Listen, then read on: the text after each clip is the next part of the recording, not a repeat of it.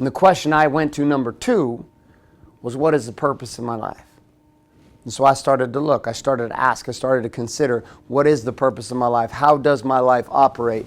And I realized that I was stuck between this little continuum right here. The continuum of perfection and progression.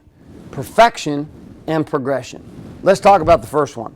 So I had a whole lot of belief systems that were given to me from the time I was born, that the purpose of my life is to become perfect as Jesus is perfect, to become perfect as God is perfect, that my life and its purpose here is to become perfect.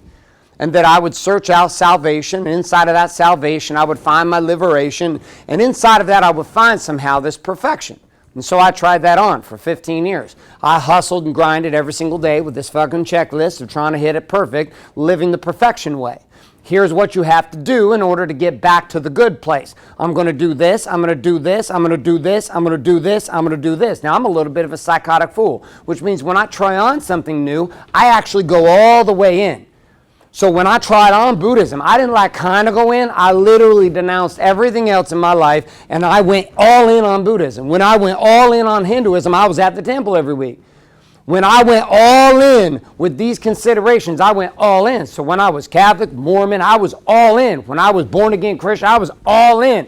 Like I was all in, just like I'm all in with you today. And it's why my life grows so fast, because I burn my ships and I try on things and I look for what will last. And then inside of this place, I realized that no matter how hard I tried, no matter what I tried to do, I was left with the following reality, and that was that I was never going to be perfect. To some of you watching, that might be really simple to understand. For a guy who was raised with a series of checklists that this is the plan, this was really, really hard for me to understand.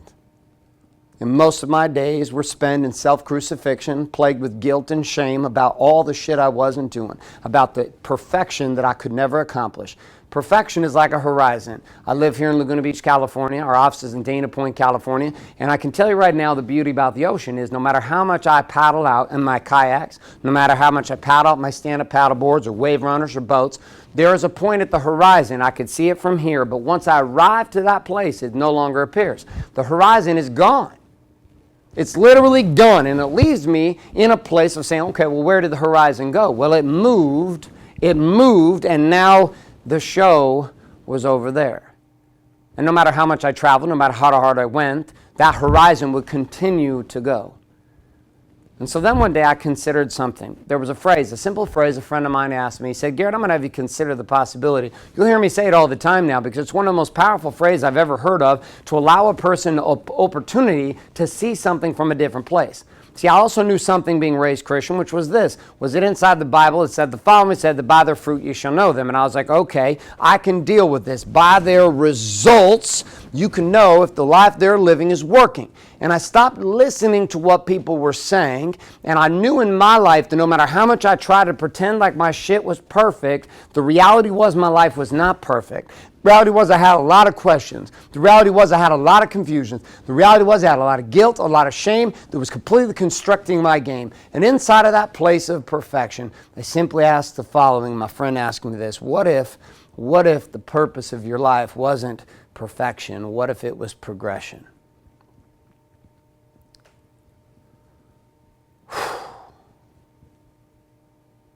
And he and I began to have some conversations, and I went with that question, and I started to study and ponder on that and meditate on that possibility during 2008, 9, and 10. Again, wasn't focused on anything else, but trying to figure out how can I rebuild a life after almost a decade as a banker? How can I build a life that fucking matters? And I knew I had to answer this question, because what the purpose of your life is and mine every single day, it's what drives us to find the power inside of us and outside of us. Nothing inside of you and I will ever be driven by anything more than what we believe is the purpose upon the door that we're knocking. And so I started asking, well, what if the purpose of my life was progression? What if the purpose of my life was to expand? What if the purpose of my life was to simply be more today than I was yesterday? What if the purpose of my life was not to be perfect, but the perfection was the understanding that the purpose of my life was progression, and that the universe and source was not looking for me to get it right, but was looking for me to be unafraid of the night and to leap into the voids of who I could be and ultimately take a stand in that new possibility. There was one simple phrase that was used a number of years ago with me, and a man said to me, he said, the greatest hell inside my life will be meeting the man when I die I could have been had I been willing to go all in. There are a lot of you who sit trapped inside of stories, inside of perfection plans, that watch this show, that follow this movement. I realize I'm very threatening.